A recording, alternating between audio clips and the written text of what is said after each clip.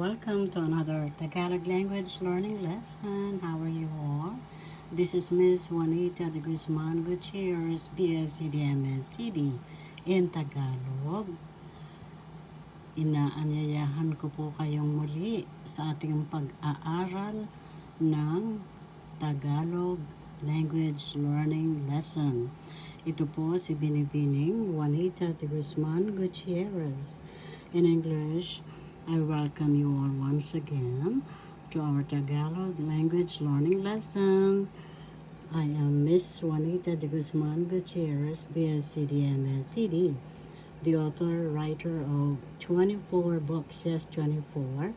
And the first book that I wrote, Speak Tagalog, a basic primer, written by yours truly, Miss Juanita de Guzman Gutierrez, BSCD MSCD, because I love my Philippines.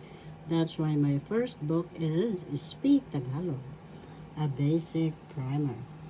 And my second book is an English Tagalog version book I entitled Christ Like Mom and Dad, in Tagalog, Maka-Diyos Kristo na Tatay at Nanay, written by yours truly, Ms. Juanita de Guzman Gutierrez, BSCD, MSCD.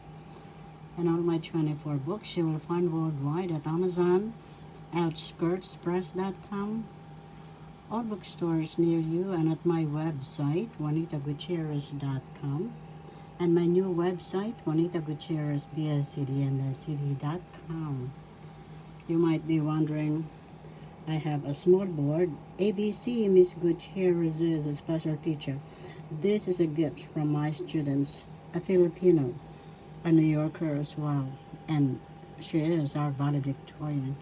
My students always give me gifts, and Filipino students as well are very bright, as well as all my other students from all countries, very bright, because we are all children of one creator source.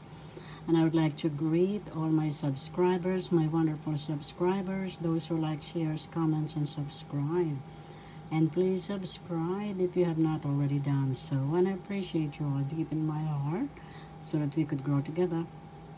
And I would like to honor, give my love, light, and gratitude to our I Am God presence within our heartbeats. We are all walking gods and goddesses, according to Ascended Master Germain.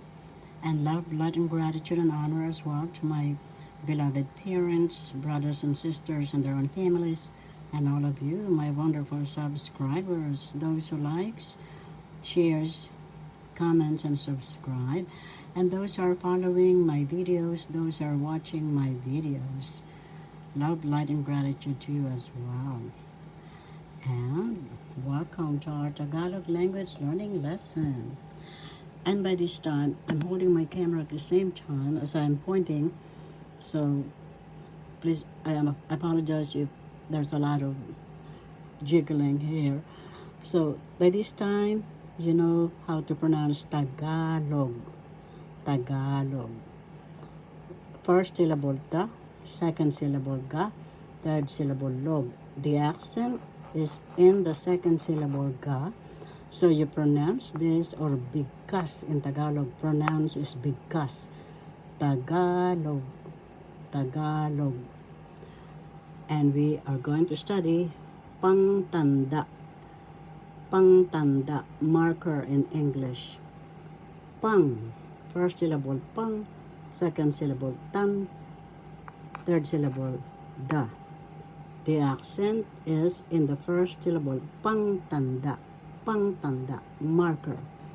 And here are the markers. Ang, nang, sa. Ang is the in English.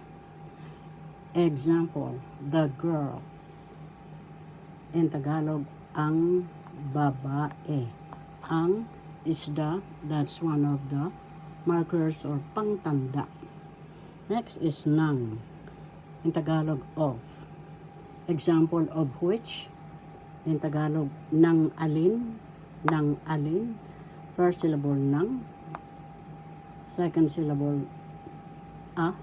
Third syllable, lin. Nang alin. Third syllable has the accent. L-I-N. I apologize for the a little bit blurriness. It's blur over here. Nang alin, of which. So that's nang. Sa, in or at in English. Example, sa pook. It means in the area. First syllable sa, second syllable po, third syllable ok. Sa pook. The third syllable has the accent, so you pronounce this as because sa pook. Let's review. Tagalog. Tagalog, pangtanda or marker. First syllable ta, second syllable ga, third syllable log. The accent is in the second syllable, so you say this or because or pronounce this Tagalog. Tagalog, pangtanda, marker, pangtanda. First syllable pang, second syllable tan, third syllable da. The first syllable has the accent, pangtanda, marker. And here is the example. Here are the examples of markers or pangtanda. Ang, nang, sa. Ang is the. Ang is the in English, the girl example. Ang babae. Girl is babae. First syllable ba, second syllable ba, third syllable babae. The second syllable has the accent, so you pronounce this or because babae. That's girl. Babae. The girl, ang babae. Ang babae. That's ang, that's another pangtanda or marker. Next, nang. Of. Example of which. Nang alin. Nang alin. So the first syllable is a, second syllable is lin. The third syllable has the accent lin. So that's nang. Nang alin, of which. Another pangtanda or marker, sa. It means in or at. Example, halimbawa, sa pook. Sa pook. In the area. First syllable po, second syllable ok. Pook. The second syllable has the accent. So you say, pook, sa pook. Sa or in or at.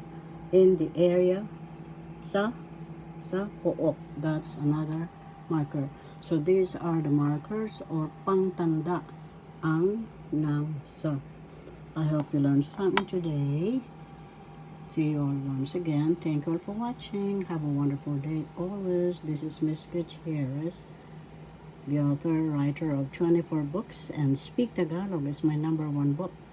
The second one is English Tagalog, Christ Like Mom and Dad, Maka-Diyos Cristo na Tatay at Nanay, written by yours truly, Ms. Juanita de Guzman Gutierrez, BSCD, MSCD. In Tagalog, magkita uli po tayo. Ito po si Binibining Juanita de Guzman Gutierrez, BSCD, MSCD. Mahal ko po kayong lahat dahil iisa ang ating Diyos. In English, this is Miss Gutierrez. Thank you all for watching. See you all again. I love you all so very much because according to my mom and dad, we are all beloved because we have one parents, Father, Mother, God. Enjoy your days always. See you once again.